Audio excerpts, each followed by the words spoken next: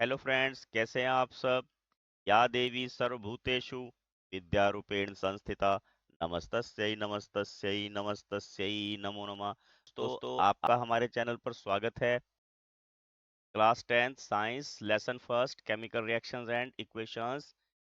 दोस्तों, आज इस लेसन के हम मल्टीपल चॉइस क्वेश्चन पढ़ेंगे। इससे पहले हमने 10th का मैथ इसी चैनल पर पढ़ा है पूरा, और 8वीं और 9वीं का मैथ अभी चल रहा है। अगर आपका कोई छोटा बहन 8वीं या 9वीं क्लास में है तो इससे वो गणित की तैयारी कर सकते हैं।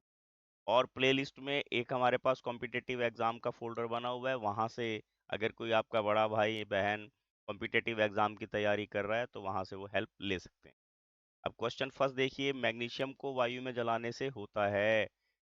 ऑप्शन ए मैग्नीशियम का ऑक्सीकरण, मैग्नीशियम का अवक्षेपण, मैग्नीशियम का उपचयन अपचयन और मैग्नीशियम का दहन।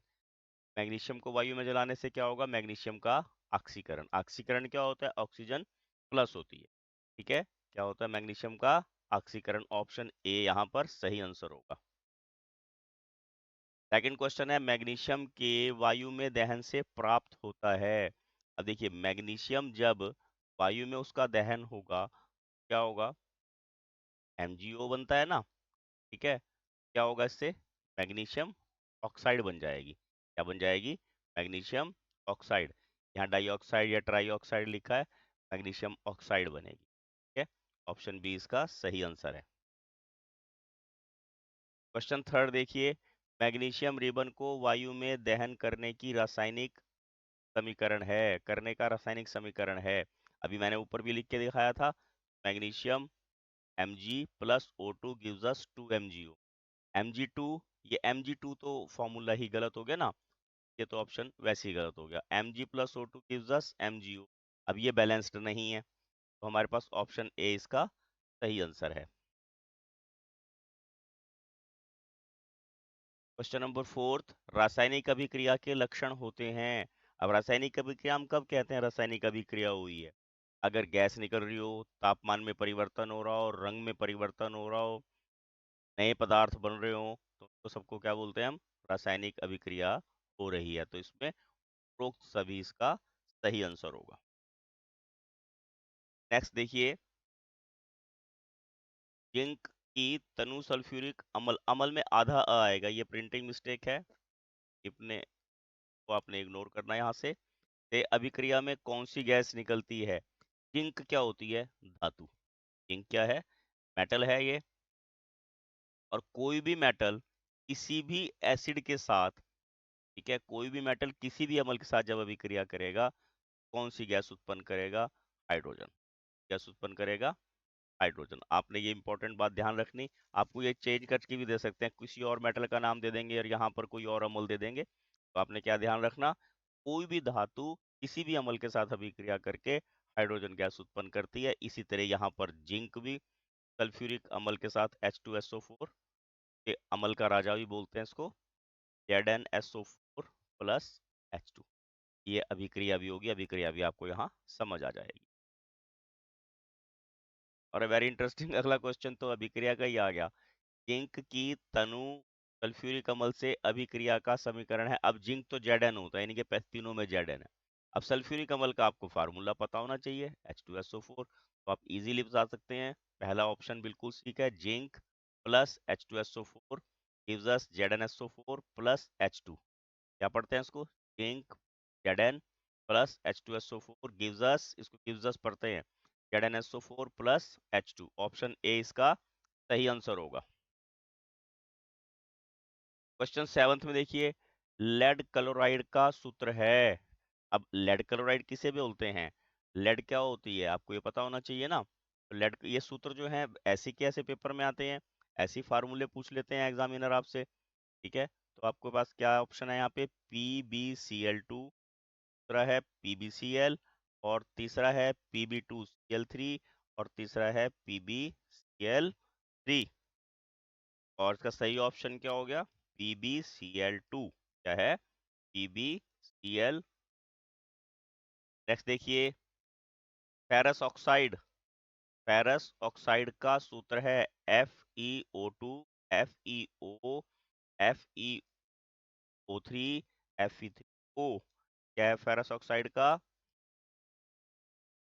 FeO3। क्या ऑप्शन है? Fe2O3, ये फेरस ऑक्साइड का स्रोत है। नेक्स्ट पे देखते हैं, sodium sulphate Na2SO4 Na2S Na2SO3 Na2SO2, और इसका सही ऑप्शन है Na2SO4 सोडियम सल्फेट। ये सूत्र ऐसे के ऐसे पेपर में आ जाते हैं दोस्तों। देखिए, बुझे हुए चूने का सूत्र है, तो ये मुझे पता है, आपको तो 9th में भी आपने पढ़ा हुआ है। बुझा हुआ चूना क्या होता है? जो पानी में घुला हुआ होता है, कैल्शियम हाइड्रोक्साइड CaOH ट्वाइस। बिना बुझा होता है CaO कैल्शियम ऑक्साइड।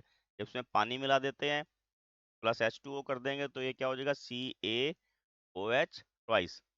ये जो पानी में घुला हुआ होता है, ठीक है। अगर संगमरमर के पत्थर का पूछे तो कैल्शियम कार्बोनेट CaCO। बस आपको ये याद रखना है, ये तो फार्मूला ही गलत है। ठीक हो गया? तो 10th क्वेश्चन हो गया। 11th में देखिए, जंग जो रस्टिंग होती है, तो जंग लगती है, उसका सूत्र क्या होता है? FeO3 Fe3O4 Fe2O3 Fe2O3 dot XH2O। Option D इसका सही आंसर है। जो XH2O है वो ये प्रदर्शित करता है कि जंग कहाँ पर लग रही है। अब कोई रॉड देखिए पानी में ही खड़ी है, उसमें पानी की मात्रा ज्यादा हो जाएगी जंग में। अगर छत पे पड़ी है तो वहां पे मॉइस्चर कम है ना। पानी के अंदर पानी की मात्रा ज्यादा है, छत पे पानी की मात्रा कम रहेगी जो मॉइस्चर में है, तो वहाँ एक्स जो है वो हर जगह वेरी करता है, अलग अलग जगह अलग अलग हो सकता है, इसलिए इसको यहाँ XH2 बोलते हैं। लेड नाइट्रेट का सूत्र है PbNO3 PbNO2 PbNO2 twice PbNO3 twice, और इसका सही ऑप्शन क्या है? PbNO3 twice. क्या पढ़ते हैं इसको? PbNO3 twice. ठीक है, ये लेड नाइट्रेट का सूत्र है। ये सूत्र ऐसे भी कई बार पेपर में एग्जामिनर पूछ लेते हैं। अगला देखिए, calcium oxide plus H2O gives us calcium hydroxide. यह अभिक्रिया किस प्रकार की है? संयोजन, वियोजन, विस्थापन या वियोजन। तो ये अभिक्रिया देखिए, यहाँ क्या हो रहा है? दो अभिकारक जुड़कर एक उत्पाद बना रहे हैं, ये संयोजन अभिक्रिया। क्या है ये? संयोजन अभिक्रिया।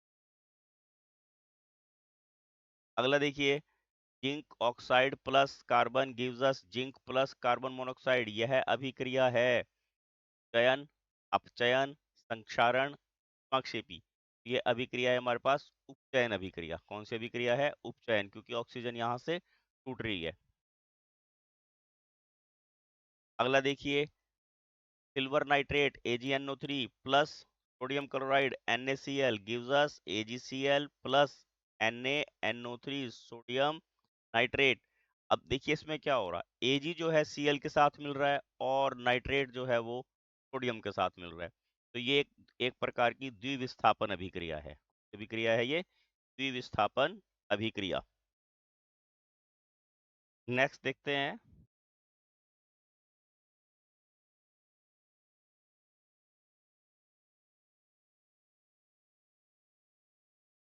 जिन अभिक्रियाओं में दो या दो से अधिक अभिकारक मिलकर एकल उत्पाद का निर्माण करते हैं कहलाती हैं?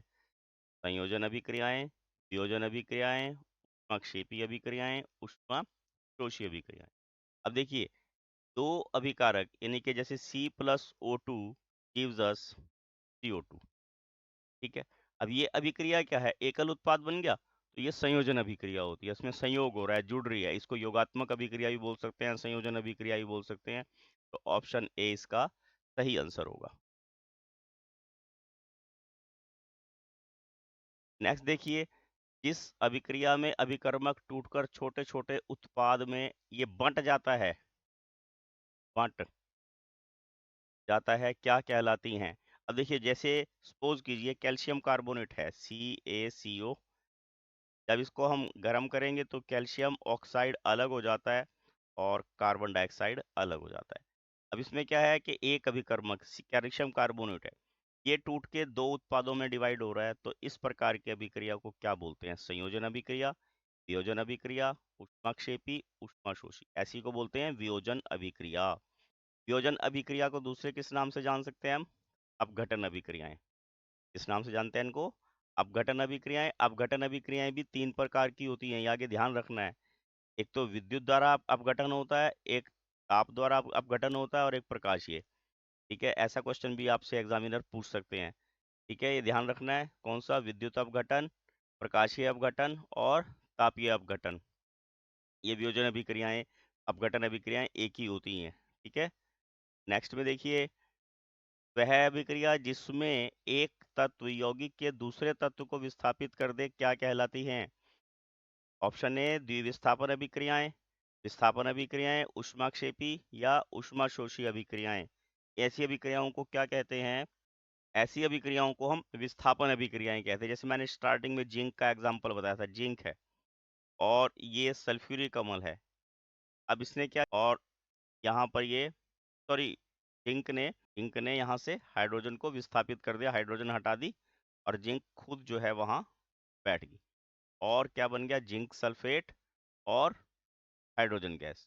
ठीक है, तो ऐसी अभिक्रियाओं को हम विस्थापन अभिक्रियाएं बोलते हैं। क्या बोलते हैं इनको? विस्थापन अभिक्रियाएं, जिसमें एक यौगिक दूसरे तत्व को विस्थापित कर दे, एक तत्व का यौगिक दूसरे तत्व के यौगिक को विस्थापित कर दे, ऐसी अभिक्रियाओं को हम विस्थापन अभिक्रियाएं कहते हैं। जिस अभिक्रिया में उत्पाद के साथ साथ ऊष्मा भी उत्पन्न होती है उन्हें क्या कहते हैं? संयोजन अभिक्रियाएं, वियोजन अभिक्रियाएं, ऊष्माक्षेपी अभिक्रियाएं या ऊष्माशोषी अभिक्रियाएं। अब देखिए, C+O2, कार्बन जब जलती है तो क्या बनता है? Carbon dioxide. इससे क्या निकलती है? ऊष्मा। गर्मी होती है ना, कोई भी लकड़ी जलाएंगे, कागज जलाएंगे, हाँ, उससे ऊष्मा निकलती है। तो ऐसी अभिक्रियाएं उत्पाद के साथ, उत्पाद तो बना ही है, साथ में ऊष्मा ही बनी, ऐसी अभिक्रियाओं को ऊष्माक्षेपी अभिक्रियाएं कहते हैं। कौन सी अभिक्रियाएं कहते हैं इनको? ऊष्माक्षेपी अभिक्रियाएं।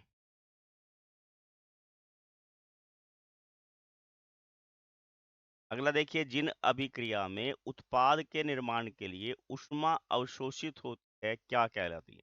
यानी कि जिन अभिकारकों में ऊष्मा की आवश्यकता होती है, जिन अभिक्रियाओं को करने के लिए ऊष्मा की आवश्यकता होती है, जैसे कैल्शियम कार्बोनेट है, अभी ऊपर एग्जाम्पल बताया था, जब तक उसको गर्म नहीं करेंगे चूने के पत्थर को, हवा, चूना और कार्बन डाइऑक्साइड अलग अलग नहीं होंगे। ठीक है ना, तो ये कैसी अभिक्रियाएं हैं? संयोजन अभिक्रियाएं, वियोजन अभिक्रियाएं, ऊष्माक्षेपी या ऊष्माशोषी। ऐसी अभिक्रियाओं को ऊष्माशोषी अभिक्रियाएं कहते हैं, जिसमें ऊष्मा की आवश्यकता हो। बस आपने एक सिंपल याद रखना, ऐसी अभिक्रियाएं जिसमें ऊष्मा की आवश्यकता हो ऊष्माशोषी अभिक्रियाएं कहलाती हैं। नेक्स्ट देखिए, जिन अभिक्रियाओं में ऑक्सीजन संयोग करती है क्या कहलाती हैं? ये एग्जांपल आपको कई जगह काम आएगा। देखिए, कार्बन का, carbon plus O2 gives us C+O2 gives us CO2। इसमें ऑक्सीजन संयोग करती है, ऑक्सीजन जुड़ रही है। अगर ऑक्सीजन जुड़ रही है तो ऐसी अभिक्रियाएं क्या कहलाती हैं? ऊष्माक्षेपी, चयन अभिक्रियाएं, अपचयन अभिक्रियाएं या रेडॉक्स रिएक्शंस, रेडॉक्स अभिक्रियाएं। तो ऐसी अभिक्रियाओं को हम उपचयन अभिक्रियाएं कहते हैं। ठीक है, कौन सी अभिक्रियाएं बोलते हैं इनको? चयन अभिक्रियाएं, इसमें जिसमें ऑक्सीजन प्लस होती है। अगला देखिए, जिन अभिक्रियाओं में हाइड्रोजन का संयोग होता है क्या कहलाती हैं? ऊष्माक्षेपी, उपचयन, अपचयन या रेडॉक्स। ऐसी अभिक्रियाओं को हम अपचयन अभिक्रियाएं कहते हैं। क्या कहते हैं इनको? अपचयन।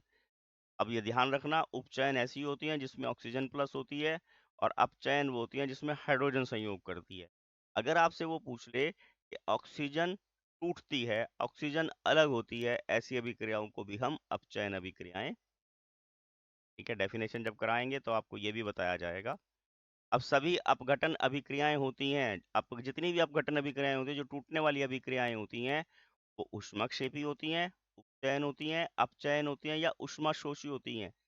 सभी ऊष्माशोषी होती हैं, जिसमें विघटन की आवश्यकता होती है। जब तक ऊष्मा नहीं दोगे, एनर्जी नहीं दोगे, या किसी भी फॉर्म में वो में अपघटन नहीं होगा, तो ऐसी अभिक्रियाएं ऊष्माशोषी अभिक्रियाएं कहलाती हैं।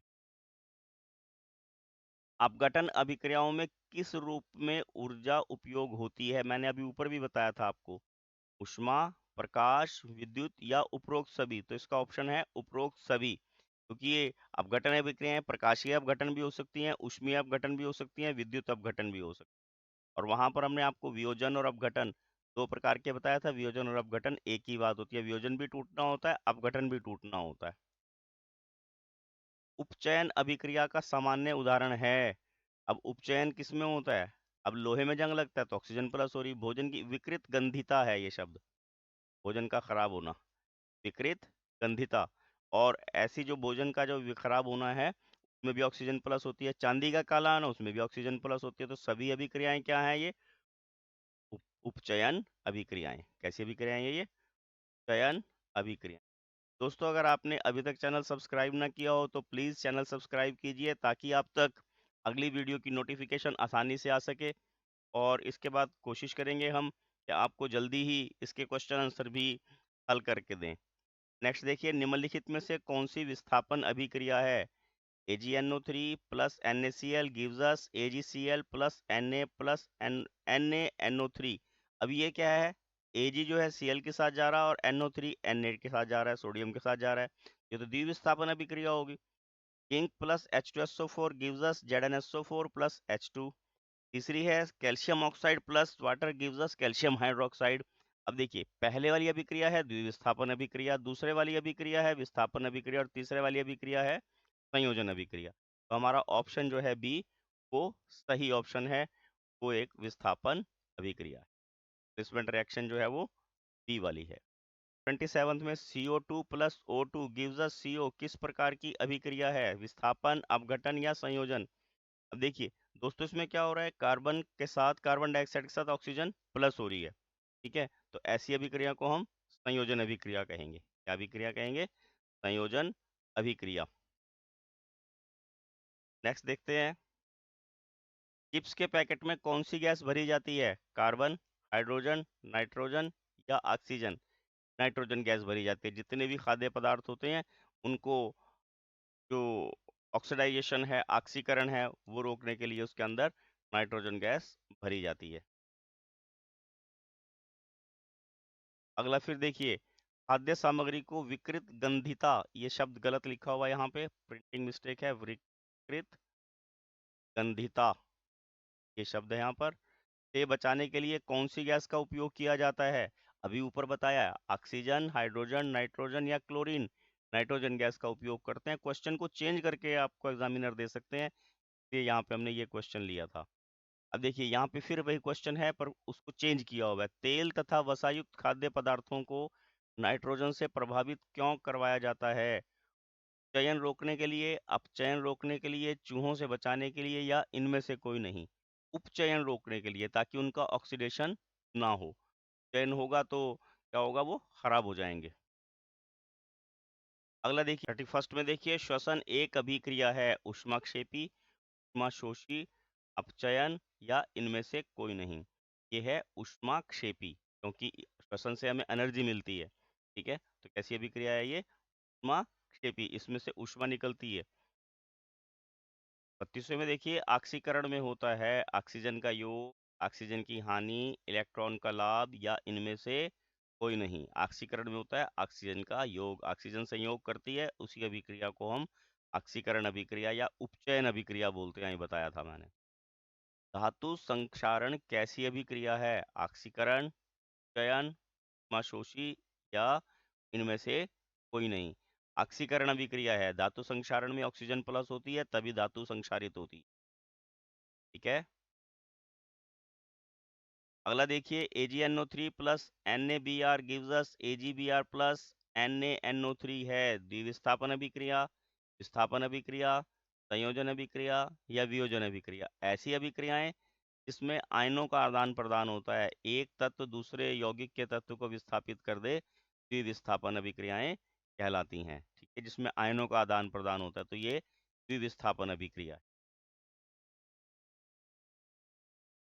अगला देखिए, AgBr gives us Ag plus Br2 दी गई अभिक्रिया का उपयोग होता है वेल्डिंग में, जाम श्वेत फोटोग्राफी में, दीवारों को सफेदी करने में, या संक्षारण को रोकने में?